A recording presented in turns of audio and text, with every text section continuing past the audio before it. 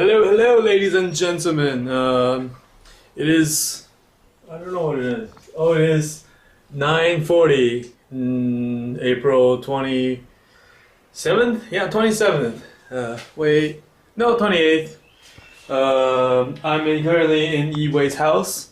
You can see I've changed my attire since I found a laundry machine and I was able to change my clothes. Which is a relief. You have no idea. You have left for work.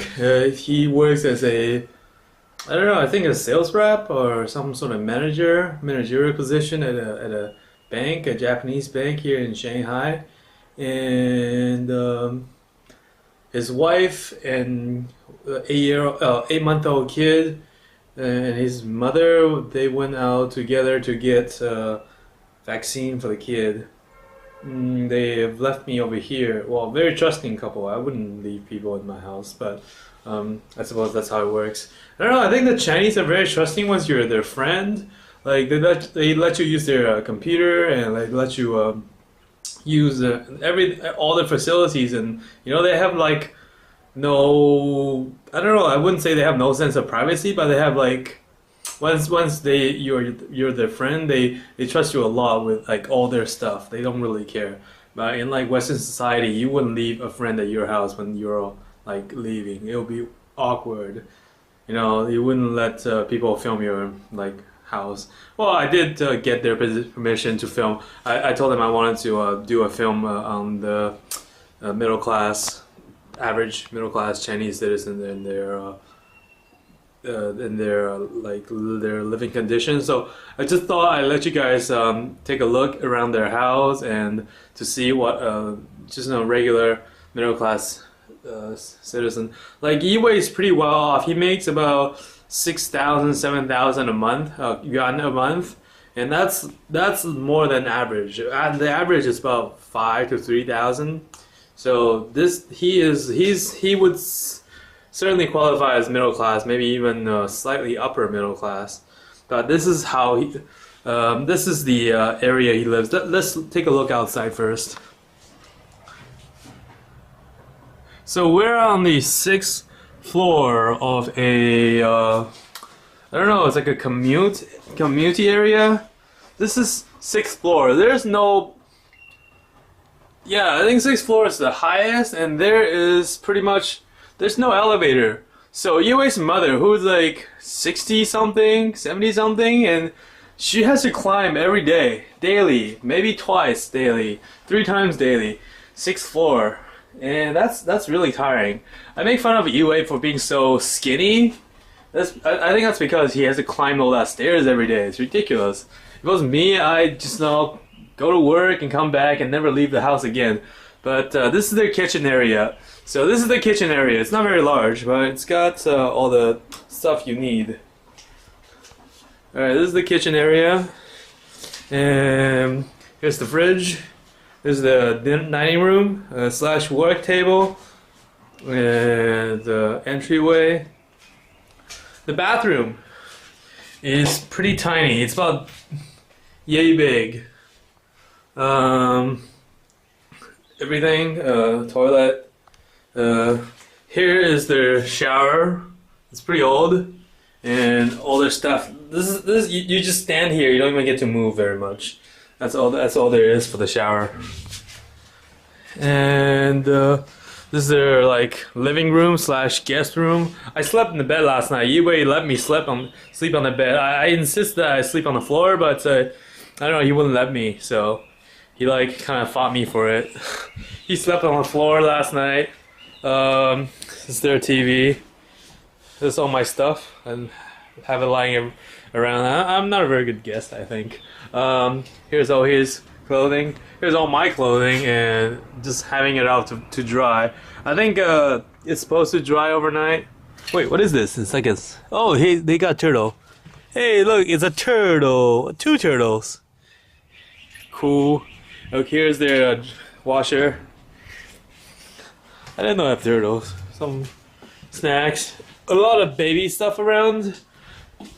And Here's their master bedroom. I won't go very far into it. And their living closet. That's it. That's all there. That's all there is to their. And the thing is, I talked to him last night about like how much about their the cost and everything, and it turns out that he makes about he makes more than average than an average an average citizen, but he has to pay for his mortgage, and he spends all his salary on mortgages, and he spends all his salaries on mortgages, and his wife makes enough money so they could like pay for the living expenses, but they don't save very much. And like the most annoying thing, let me set this down. And the most annoying thing about the living in the Chinese government, living under the Chinese government control, is that you actually don't own the house. You don't actually own the land. You own the right to the house, but it's limited. So when they bought this place, it's already the government already sold it to the original owner for 15 years already. The government owns it. The owner has it for 70 years. So YiWei has another 55 years of this house. After 55 years, the government will get it back. So it pretty much means after he pays for his mortgages, the government says, "Hey, I can have this house back." You know what I mean? Like, so basically he's renting the house, or technically as soon as he buys the house fully, the government can get it back. And that's kind of ridiculous. I talked to him and he's like, yeah, there's nothing you can do about it. What are you gonna do about it, right? Hold on. Hey, I got a new mail. New mail.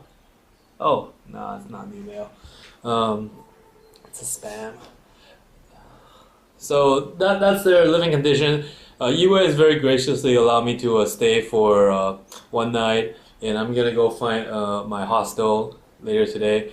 It's somewhere across the river. I think there's like a river dividing Shanghai area. I haven't looked at the map yet, so I'm not a very good traveler if I don't if I don't look at the map. But I'm gonna stay for lunch.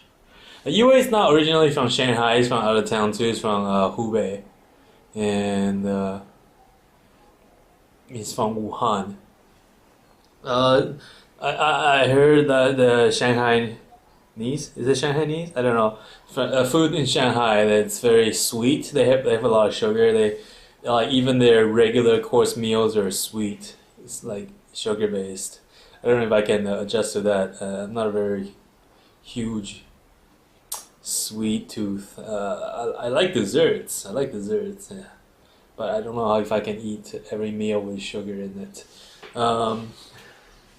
But I'll try. I'll take you guys to some regular restaurants. He offered to take me some like fast food joint, and I kind of declined it because I didn't want to eat fast food in Shanghai. I want to eat regular food, so we actually went to the noodle house. I don't know. Is there anything else we wanted to talk about? But really, if you guys wanted to know anything, like any information, just write in the comments. I know there's not a lot of people watching this video right now. It's about like 30 views at the most. But if you guys want to know anything, information, I'll try to find out for you guys. Another thing I wanted to make some complaint or rant about the uploading process.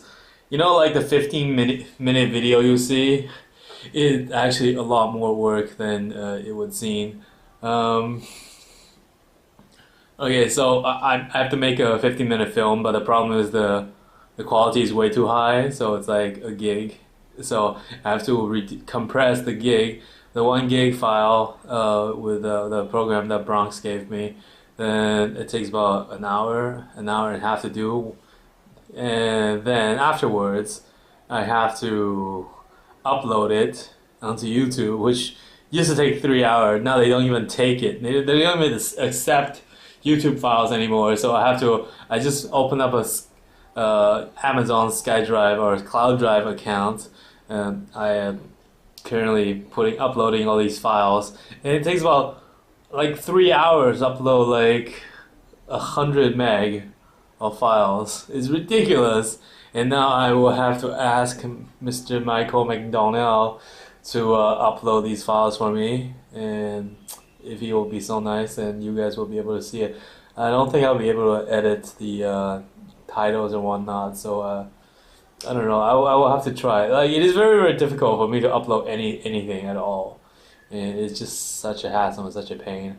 Also, well, the blog and the picture sites are easier because they aren't blocked. But that's all I have to complain. The kid is really not. The kid's really nice. I initially thought the kid would be like screaming and yelling all night, but it turns out he's a sound sleeper. He just drops like a stone and doesn't wake up. It's pretty crazy. He hasn't cried since I arrived here. I don't know. And his parents says that he doesn't cry very much, which is great. Um, I don't know. Is there anything else? I don't think there's anything else. I'm still waiting for stuff to be uploaded, so that's all there is. I'm gonna maybe do another video later today. Once I found the hostel, maybe I'll do an introduction video for the hostel once I get acquainted. But that's all there is. Just wanted to show you guys the living condition of an above average Chinese citizen. And like, consider Shanghai. Shanghai is like one of the highest, one of the best, one of the most advanced and modern city in China. Well, I'm pretty sure the Beijing people will have something to say about that. The Beijing and Shanghai always have a rivalry, kind of like a Vancouver Toronto thing. They don't like each other very much. They think they're the best, and the other side would disagree. But this is really good living condition, and just imagine like the other provinces and people will have to put up with that kind of thing. I talked earlier about the card plates, like the ability to buy a car. In Beijing, you have to win a lottery. So have to go through a draw, like to win, and you have to win a lottery, then you can buy a car. I'm sure there's a lot of backdoor, like a favor going on if you know somebody who knows somebody and who is somebody, then you get a favor. But in Shanghai, it's different. I asked them about this last night. It's an auction system. You have to pay a lot of money. Like you have to auction. You have to beat other people.